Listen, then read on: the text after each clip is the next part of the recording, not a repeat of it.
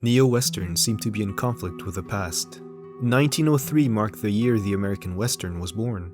The Great Train Robbery, while only a 12-minute-long silent short, became the first of many films whose genre would come to define old Hollywood well into the 1960s. It was a staple of the American movie-going experience. Back in its heyday, the Western's popularity was the equivalent of the superhero genre nowadays. It thrived in films, TV shows, and even radio serials. As with any other trend within the audiovisual medium, its status as the dominating genre was not meant to last forever. Eventually, the film genre decreased in popularity. As filmgoers' attentions shifted, newer technologies were introduced, tastes changed, and social sensibilities evolved. Westerns were still being produced, but they weren't as much in demand.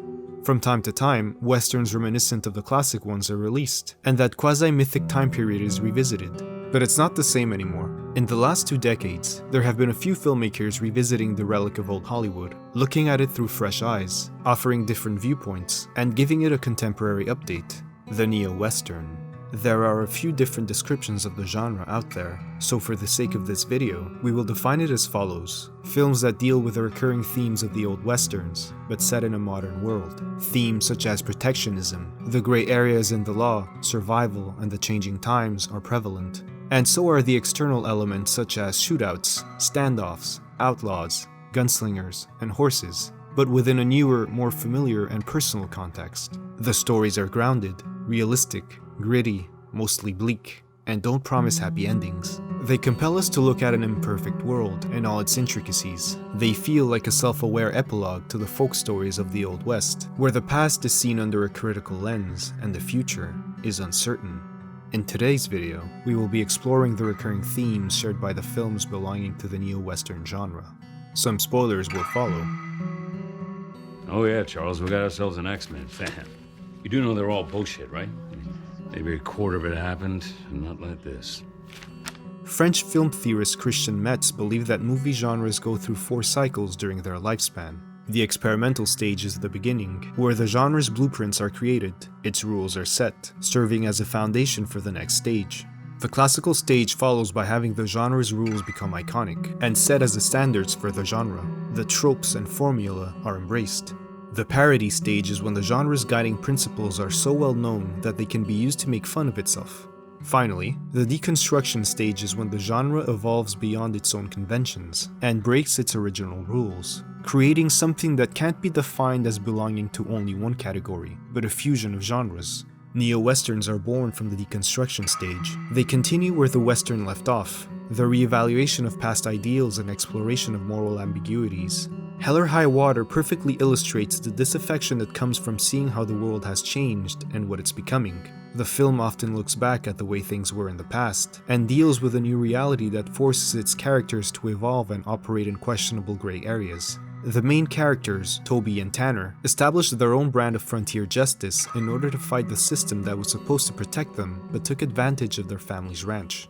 You know, they loaned the least they could, just enough to keep your mama poor on a guaranteed return. Thought they could swipe her land for $25,000. To further represent the disillusionment, whenever a character expresses an opinion of their way of life, it's done so in a negative manner. 21st century, I'm racing a fire to the river with a herd of cattle. And I wonder why my kids won't do this shit for a living. What am I supposed to do with a ranch? And how is anybody supposed to make a living here? What might have been an ideal in the past is seen as a burden.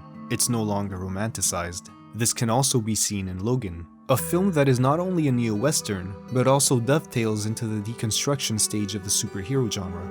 Logan is a man that is trying to steer clear from his past. His superhero life may be idolized by others, but all he can remember is the pain that came from it. He knows those stories are only dressed up versions of what really happened, which is what makes him reject them as lies.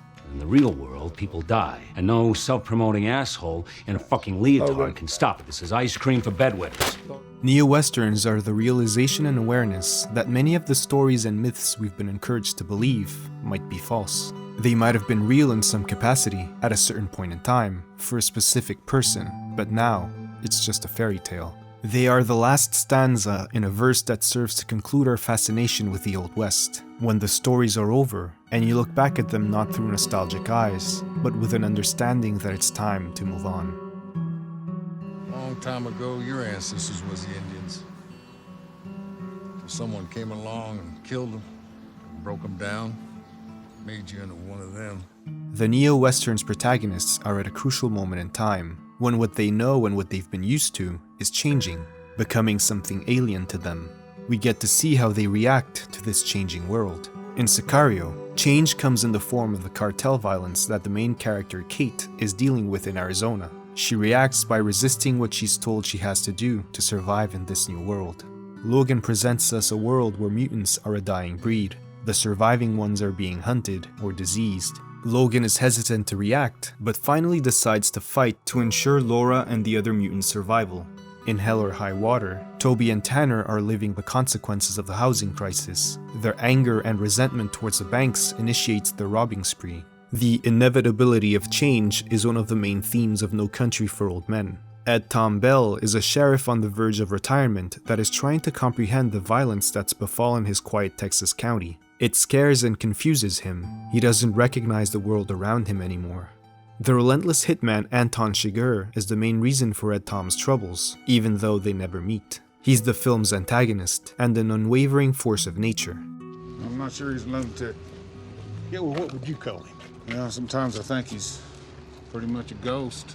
He's also more than just a random murderer. When mentioning the novel the movie was adapted from, the Coen brothers stated that, quite clearly in the book, he's a personification of the world, which is an unforgiving and capricious place. Chigurh had nothing to do with good and evil, but was nature incarnate. He can't be bargained with or convinced to desist from his mission. He follows his own rules and doesn't allow for people to interfere. He's there to show that nature will always run its course.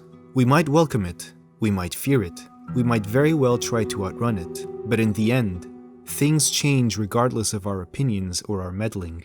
Even small rural areas, disconnected from the fast-paced hustle and bustle of big cities, eventually feel the sting of time. Ed Tom decides to retire because he feels overmatched, but his uncle, being a former lawman himself, reminds him that it's always been that way. There's always been violence and darkness. What you got ain't nothing new. This country's hard on people. You can't stop what's coming. It ain't all waiting on you. That's vanity. The natural cycle continues, but it's always the hardest for those living through the transitional periods. Hey, so what do you think of that, son? That was pretty cowboy, huh? No, son. That was all a repo. During an interview where the Western genre was being discussed, Quentin Tarantino stated that more than any other genre, the Western reflects the decade in which it was made. Westerns closely embody the ideals, fears, and sensitivities surrounding their release date. They have always been related to the American identity of the time, whether it was during the World Wars or the Vietnam War. The different eras left their mark in the way the characters and stories were written.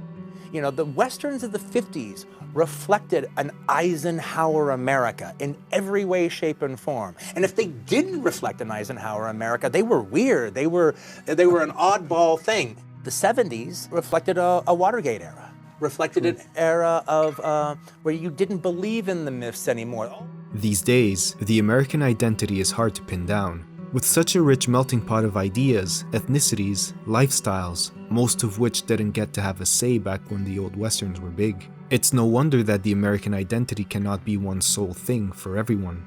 This uncertainty, and to an extent, reevaluation of an identity, is also reflected in neo-Westerns. Whether in Sicario, Hell or High Water, or Wind River, screenwriter Taylor Sheridan forces his characters to choose their own identity.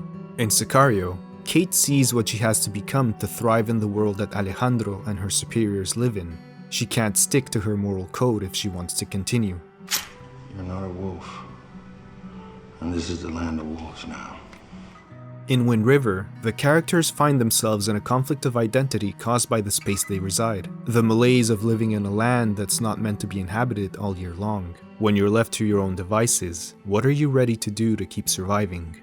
My family's people were forced here, stuck here for a century. That snow and silence, it's the only thing that hasn't been taken from them. In Hell or High Water, Toby wants to pay his mother's debt and leave something behind for his children. The way he's achieving this is illegal, but he sees it as the only way to escape his inherited cycle of poverty. It's like a disease. Pass it from generation to generation, becomes a sickness. That's what it is. Infects every person you know. But not my boys. Not anymore. They carry within themselves an accumulated experience that is put to the test at a crucial moment. They get to weigh the value of what they want versus what they believe. Logan is a man who has always been resisting what he was made to be. He was also never able to fully let go and embrace being part of a family. His encounter with Laura compels him to keep fighting and to teach his daughter that she can be more than a weapon. Don't be what they made you. Neo-Westerns teach us that identity doesn't necessarily have to be tied down to a time and a place. Who we are isn't limited to our past, our culture, our environment, or the situations around us. All those elements may forge our character and inform our moral judgment. Our identity can be determined by what we do with all that baggage.